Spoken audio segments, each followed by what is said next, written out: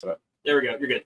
Welcome back, ladies and gentlemen, to another edition here of the Whiskey Gingers. Outdoors, in the rain. There's a nor'easter rolling through the Northeast at the moment. And a lot of podcasts would have done this inside. But Chris and I, not one of them. We're built different. We also built the studio outdoors, and we put too much work into this to abandon it now. We put a heater in, which you can't see off screen. So we're actually toasty. The right half of the porch is soaked, and somebody's fire alarm is going off. Oh, and something's on fire. Something's on fire actively. Other than that, we're ready to go. Whiskey Gingers, where we bring it to you live no matter what the circumstances. I feel like Weatherman Willie. What's the weather outside? It's raining sideways. Yeah, exactly. Oh, God. I wish we had the technology to, cartoon ourselves. That'd be fun. That would be really fun. I think we should just put together a soundboard in general of, funny sounds that we could put in. I love listening to, podcasts or radio things where they have, an active soundboard. Yeah. Well, I'm not going to get into the whiskey until this fire brigade passes by because I want to give Four Walls the proper stage that it deserves. I've been excited to do this one for quite a while. Well, in the meanwhile, we can just talk about, oh my gosh, that's right here. It's my house. It's my neighbor's house on fire? Very well could be. I'm half kidding. We did hear a fire alarm going off really before. on Bridge Street. Oh, that's so funny. Anyway, yeah. So, I was just going to say, the holidays have passed us. I hope everybody had a good holiday. For whatever you celebrate, we just want to say happy holidays to all you guys. We know we did holiday episodes, so that's totally fine too. But we're back at it, and we should be back to our normal posting schedule because the holiday craziness is behind us. Hopefully, nobody gets sick again like I was, and then we'll be in good shape there. But no, we're excited to be back and back on our normal schedule. If anybody has been missing us in any of our commenting sections or messaging boards or whatever, we should be a little bit more responsive now that we have less family and personal obligations to attend to. And if you ever miss us, go watch the YouTube. We're tanking over there. We need you guys to go watch we need clips. YouTube support. So. Yeah, for real. So just to get into a little bit of the background on Four Walls before we kind of get into it, it seems like the fire was in a different neighborhood, thankfully. The reason this was so special to me, and I reached out to a couple people on Twitter to help me track this thing down. Actually, Four Walls themselves answered. So shout out to them for that, although I'm sure it's an intern somewhere in Illinois. But anyway, so this is brought to you by Rob McElhenney. A lot of people may know him from the creative Always Sunny, the creator of Welcome to Wrexham, and the owner of the Wrexham Soccer Club, and Charlie Day, again, from Always Sunny, from Horrible Bosses. He did some movie with Ice Cube I can't remember the name of. So as a big Always Sunny fan, I have been stoked to try Four Walls. The state stores finally were restocked, and you're not a big. Have you seen Always Sunny? Or yeah, there was a time in my life where I was watching a lot of Always Sunny, but I can't say that I've watched it from start to finish. That's not the case, but I definitely went through a big phase where I was watching it pretty actively. But I think I was also watching it on TV for a long time. So yeah. So it's not like I was watching it episode after episode. It was kind of just casually watching. I thought it was hysterical. Yeah, you're kind of catching it when it comes on. Yeah. So this is brought to you by the brainchild, really behind Always Sunny. I'm gonna see if we can't get a better. There we go. That's a good picture of it. Yeah, Four Walls. The whole inspiration. I did a little bit of background reading on this, not just the side of the glass for once, but the whole kind of inspiration behind this was they wanted it to be like a dark room, dive bar, local hang whiskey. So all over the glass, it has the saying "to the bar," which I don't think. Me personally, I don't think means go to the bar. I think it's like a toast to the bar. This bar lifestyle and the place that we all meet. Or maybe you're in the restaurant and you need to go to the bar. That too. And so they have a little thing on the side that I want to read out that explains to the bar. And it's raise a glass to the room that brings us together, the place the gang calls home, to the four walls that hold good times and keep our troubles out, to the bar. Amazing. Yeah, I like that better than, look, I like a lot of the more fancy whiskeys that we've tried also. I appreciate that more than Notes of Autumn on the back. Yeah, I don't know what the hell. I think this is a very us whiskey, kind of appeals to us as our character. It is. So it's a blend of Irish and American rye whiskeys. Hand-selected barrels of grain and malt Irish whiskey, uniquely blended with American rye. served on its own in a cocktail or with your favorite beer. You see, it's a bar whiskey. It's a beer to shop whiskey. Love that. The porch is going to blow over pretty soon, so I'm going to crack this open before that happens. So yeah, the door's opening. I didn't realize that this was like going to be as severe of No. a storm as it is. I'm personally a little damp, Oh no. so let's get this show on the road here. This is a twist top whiskey, so we're not going to get your classic Cork pop. unfortunately. That's okay. I'll have to talk to Charlie and Mac about that one. What the heck? Yeah. It's all in the effort of being very distributable and Yeah. for the people. Very common man. Yeah, for the people. For the people, by the people. Exactly. This is an American. Four walls. FOU are the people. Amazing. Well, in the words of its founders, to the bar. To the bar.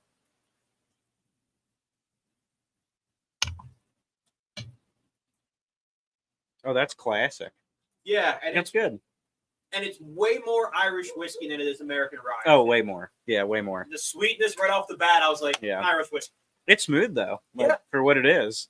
Yeah, I think it's good. It's very approachable. It's it's not like it's not none of this is high art, but it's not overthought. It's not Yeah. you gotta try. It's just hey, do you want whiskey? This is whiskey. I think it hit the nail right on the head. I think that Yeah. their marketing is perfect for it. I think that their bottle's perfect. I think it tastes great. I think it's just an all-around dive bar whiskey. Yeah, I think even down to the show, it's perfect. Like Yeah. the people that watch Always Sunny, I don't think would appreciate like an artisan whiskey. No, Like- no. Well, maybe, but who knows? Not the same way that when let's say like a big time singer or a movie star comes out with something that they've spent billions on to make Yeah, the perfect yeah. whiskey. They wanted a whiskey that Mac, Charlie, Dennis, D, and Frank Reynolds would have realistically put down, Yeah. which I think this is. I think it hits the nail on the head. It really does. I think it's delicious. Yeah, it's very good Irish whiskey. How much do you think that ran me? I'd like to say that it's $40 or less. Yep, it is. Okay. It was 31. Okay. That's very approachable. Yeah. I mean, some of my favorite whiskeys are in that price point for I'm starting sure. to find that. Yeah. And it's it's we talk a lot about the whiskeys, your sipping whiskeys, you're offering the people whiskeys, your event whiskeys. It's certainly Yeah. not an event whiskey. No. I would say the story behind it and the kind of the uniqueness would make it either a sipping whiskey and then into an offering to someone. Borderline, yeah. Yeah. I mean, I feel like the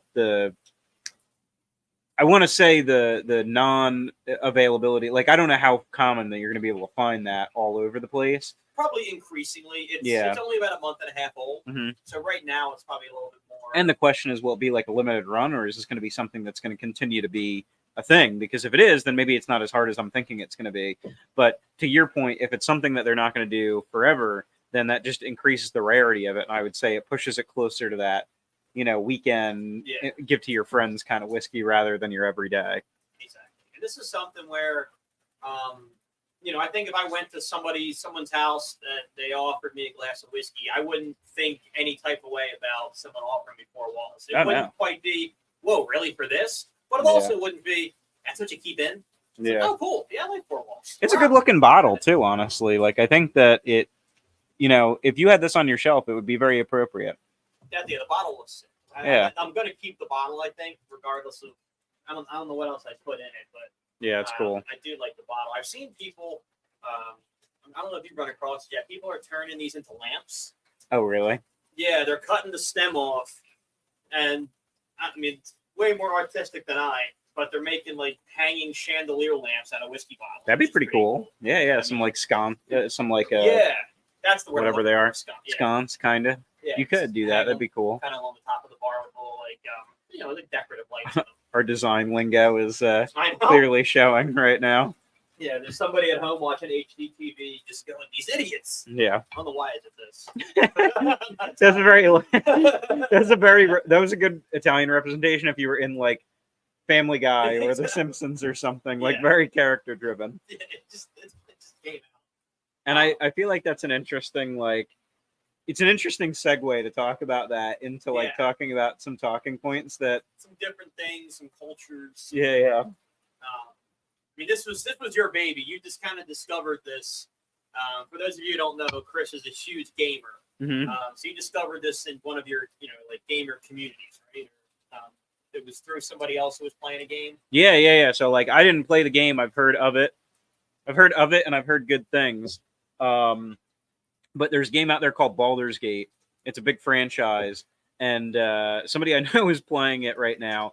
And they've gotten really crazy in these video games nowadays with trying to get like realistic character stuff and like trying to make things look good. And what I've found is that their character creations have taken it maybe a little bit too far in some regards. So what I mean by that is in this game, there is customization options for different body parts that usually... You give yourself a huge dong. Yeah, you can give yourself a huge dong. And they've went as far as to allow you to mess with like the female versions downstairs too, which is something I've never seen in a video game before. I just thought it was hysterical that like this was a thing. And it just makes me think back to, I think you had brought it up, it makes me think back to other old video game things from when we were like kids. And you have like the old 3D, like when 3D video games started becoming a thing, everything looked like polygons, and it's like you're playing Tomb Raider and Lara Croft's got like traffic cones for boobs. I just thought it was so funny. And like everyone's legs are rectangles. As a kid, you must have been thinking like, when I take a girl's shirt off, that's what it's going to look like. It's going to look like traffic cones under there. Traffic cones is honestly even putting it a little bit nicely. I don't know. I mean, I'm sure you remember you played them too. They didn't have the ability to do curved surfaces. No. So they were like 3 triangular planes. Yeah, it was very interesting. One was a little bit oblong, like, like very interesting. If you were a kid then, like a genuine fear would be poking your eye out on a pair of boots. Oh, no. That had to keep people up at night. Do you want to get motorboated by my my spikes of death? Yeah, exactly. Do you want to get tortured? No. It's, I don't game that way. I mean, I have the basics. Like I have all your sports games. I used to play Fortnite in college, like that kind of stuff. I didn't know people were out here designing anatomy. Yeah. And I mean, I know you're not familiar with that game really either. Does it come up? Like, do you at some point in the game are you going, God, I'm so glad I expanded those? Yeah, like I don't think it's relevant at all. I think that the whole thought process nowadays is to make things as customizable as possible. Yeah. But I mean, is there such a thing as like just going too far? Like I get the fantasy, but like if it doesn't serve any purpose to like my experience in the game, then I don't really care. Yeah, like I could see if there was a level where like at a certain point it's like none shall pass below 6 inches. Yeah. Then it's like, all right, I kind of wish I augmented that a tad. If you played a game like Grand Theft Auto, like if the new Grand Theft Auto came out, and it was like there was a skill tree in the game, or like there was a character driven thing that like if you had a slider to adjust your dong size, right? Yeah. If you had more, if that gave you more authority in the game and you could walk up to somebody and it would make a difference in your interactions, like then I'd be okay with it. But in reality, it's like just very self-serving and like a little bit weird in some ways. It's a lot weird. Yeah. You actually picked a game that I think you could justify it the easiest is GTA. Yeah, because it's so over the top to begin with. Exactly. It's supposed to be super lifelike and yet over the top. So what you mean by that is everybody makes a character that's like the most perfect version of themselves that they could ever think of. Yeah, like everybody in GTA is awesome. You drive cool cars, you bang strippers, and you're a billionaire. Like, amazing. If there was a game where you should be able to quadruple the size, it would be GTA. I don't understand how it comes to like an RPG game or like a strategy game. I don't get it either. It really doesn't make a lot of sense. But speaking of, we'll get off of this topic. I feel like we're probably losing people. I know at least your family listens. I don't know if mine does. We're really talking up the dongs right now. Which is painfully average. But anyway, when we're talking about this came up because of a PC game in the very beginning. What PC game do you think coming up engrossed you the most? Where you were like, the first, like I guess maybe the first one where you were like, oh, I can't come out. I gotta do this. RuneScape. Me too. The RuneScape was so hard. I'm glad that you felt the same way because that game took up endless hours of my life. And then that slowly, it started as slowly, but then quickly transitioned to me playing World of Warcraft. It was really where like it went all downhill from there. If there was any semblance of me not being like a video game kid growing up, that totally ruined it for me. Yeah, 2005, 2006, that ship sailed. I'm glad you brought up the timeline. So again, in 05 and 06, I mean, computers were, we had some technology. RuneScape was pretty advanced for its time. Yeah, what were you, like 5, 4? No, I would have been 8. 8. Yeah. So at the time, like, we weren't at this point where we have a laptop, an iPad, a phone, or what have you. Like, my household had 2 computers. Both my parents had computers for. You were lucky then. We definitely only had 1 computer. Yeah. So I mean, when you're gaming for hours on end on RuneScape, it's not like you're in your room doing this. No, your mom's like, dude, can you move? Like, I got shit to do. I'll never forget my mom actually may watch these, which is so funny. She'll remember this. Somebody's watching it. Oh, we have 3 comments. Oh, you know who it is?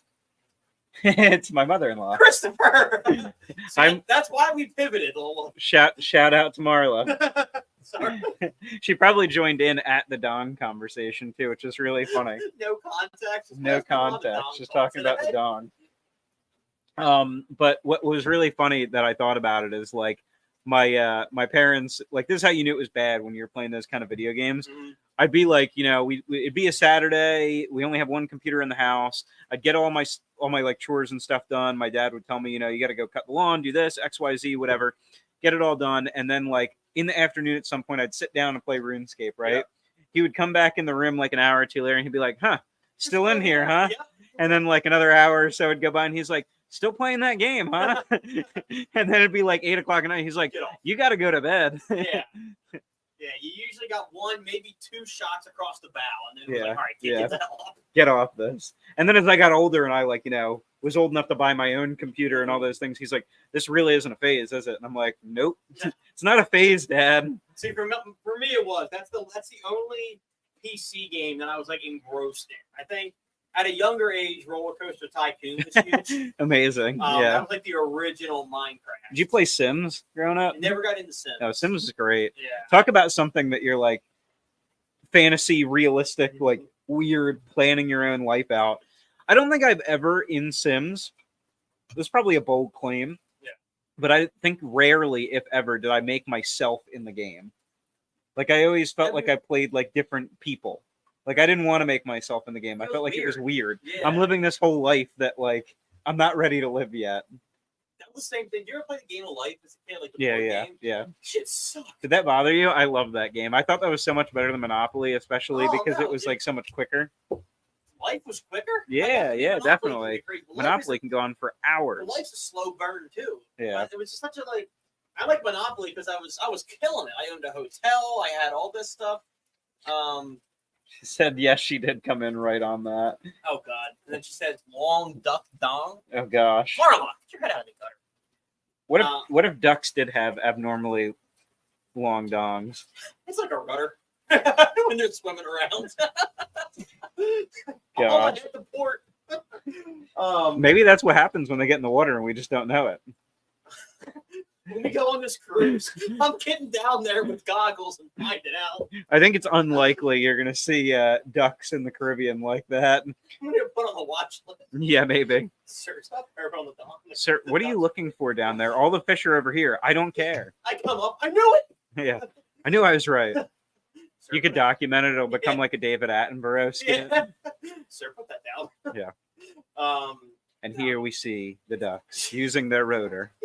It's the most natural thing on the planet. Man, no. I forget where I was now. Sorry. No, you're good. It couldn't have been that important. It was clearly not more important than duck dongs. The fact that your mother-in-law is my favorite part. She said that's a scene. That's a line from 16 Candles. Okay. Gosh, I haven't seen that in a long time. Yeah, my parents watched it on Christmas, but I was too busy cooking. Is that like a tradition thing, or is it just in general it was on? Oh, gotcha. I was cooking, and my mom was like, "Oh, you're missing the movie." I was like, "Well, I'm a little busy." That's amazing. I forget where. Oh, Sims we were talking about. Yeah. And then I said that I didn't ever made myself as a character because it was weird. We got Game of Life. Yeah. Okay, that's why I didn't like Game of Life. With Monopoly, you're always killing it. game of life. Like you could draw the wrong thing, and it's like, oh, your daughter's a prostitute. It's like, well, like, or it's like, missed mortgage payment, you're homeless. It was just so brutal. They're really prepping us for what life was going to be like. And I was like, oh, that won't be me. And then I get a text from my landlord, hey, the rent's due. I'm like, that's me. Oh, no. Although I have to tell you, in Monopoly, I always had the worst luck. I hit those tax slots like every single turn. Yeah, you didn't get the Wesley Snipes pass? No, definitely not. Definitely not. No, what the hell was it? There's something else. You were a SpongeBob guy, right? Yeah. Every once in a while, I'll go back and watch this just because they're still fun. And I caught the episode where Mrs. Puff gets put in jail. Yeah. And they're like, she's completely institutionalized. She forget what it's like on the outside. They cut to the guy driving to work, at work, driving home. You coming to bed, dear? Yes. Yes, honey. And I'm sitting there, I'm like, what did I do today? I went to work, drove home from work. Watch TV for a few minutes. My girlfriend went to bed. Yeah. I was like, damn it. Oh, it's so true. It's so funny. Well, that's why you got to be so careful to do things that kind of break up that rut. And I feel like, oddly enough, very fitting, this does that for me. Yeah. Like getting in there and shaking up life a little bit, making it feel like you have a little bit more of agency over your own life. And it's a Tuesday, so usually, I don't know about you, but like I pretty much Monday, Tuesday, Wednesday, I chalk. It's like this is gonna suck. Maybe Thursday, it's like you sneak in. Thursday, maybe go get a beer, and then Friday, Saturday, whatever. But the fact on a Tuesday is like, oh, I got this to look forward to. It's funny that you say that because it in like without getting too far into it, I find Tuesdays. Jesus, sorry, keep going. It's good, isn't it? It just keeps going. I finished mine too. I find that Tuesdays used to be my least favorite day of the week, and I'll tell you why. Because I don't want to go into it for too long. This is a storytelling podcast. It is, yeah. I wish you would tell me. Let me tell you something. So Monday, obviously the weekend's great. Nobody can ever complain about that. There's a lot of people. Go ahead. Let me put a pin in that for a second. Sunday after 6 p.m. It's bad. Yeah. Continue. I don't mind Sundays. Believe it or not. I started dreading Monday early. Sundays, as long as I have the second half of my Sunday to ease into the work week, I'm good. If I have like free Monday dread. No, if I have a situation where I have like an obligation and it runs late on Sunday, then yes, I do. Okay. But if I'm like home and I'm just chilling, like I try and give myself at least like the second half of the day on Sunday to just like unwind and get myself ready for the week. Doesn't matter. It doesn't make waking up on Monday any better, but I just feel like I'm okay with it. Monday is, everybody knows Monday's Monday, but at the same point, there's this global expectation, or at least United States expectation, in my opinion, where nobody's going to get as much done on a Monday because it's a Monday. Exactly. So that's okay. So Monday is like, there. it's like a pass, you know what I mean? So I like Mondays. That's not too bad. I'm going to skip Tuesday. Yeah. Wednesday, it's hump day. You're getting like through the week. It's like at that point, you're kind of in your groove. So it's not too bad. Work is feeling like work, everything's going on. And the weekend is like slightly at grasp. You can see it. Yeah, because when you wake up tomorrow, you're like, oh, dude. Yep. All I got to do is get through Thursday. And then Friday, I have the same feel as Monday. Exactly. Because less gets done on Friday. So exactly. So then like Thursday, when I hit Thursday, I'm like, all right, well, one more day. I just got to make it through. And then Friday, you're like, let's go. It's the weekend, basically. Nobody gets anything done on Fridays. Exactly. And then Saturday is the best day of the week. Arguably, every day should be Saturday. But yeah, that's my take on it. But Tuesday, it's so stagnated and like this weird spot where you don't have your benefit of it being Monday and kind of slacking off. You got to get back into the work week. And it's so far away from Saturday. Tuesday reminds me of like what sophomore year in high school felt like. Like Monday, you're a freshman, no one expects anything. Everything was exciting. Yeah, it's all new. Yeah. Like sophomores, no one gives a shit about you. Yeah. Junior year.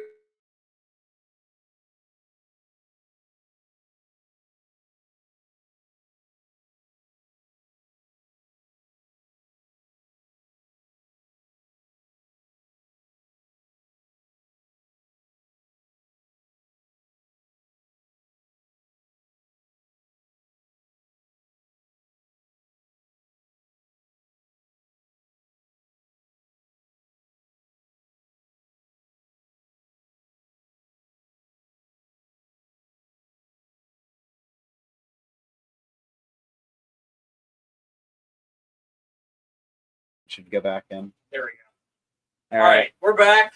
We briefly lost power. When I say briefly, it was like A quarter of a millisecond. second, but enough Yeah. to trip the router. So yeah, we're probably gonna wrap this up pretty soon because Chris still has to drive home. And Although, I may not make it home with You the know- roads right now. Yeah, I mean, we'll talk about that. Obviously, do not have to. Although I understand wanting to because of obligations. Obligations, life commitments, the game of life. Yeah, well, your car is here. The dogs, the house, the work, everything. Yeah, unfortunately, It all came full circle. This took a hard left It about did. 10 minutes ago, but Oh yeah, we're definitely losing yeah, power. that's what makes it fun. All right, anyway, before the power goes off for real, I'm Brandon. That's Chris. I hope to see you in 2 weeks. Yes. See you guys. Amazing.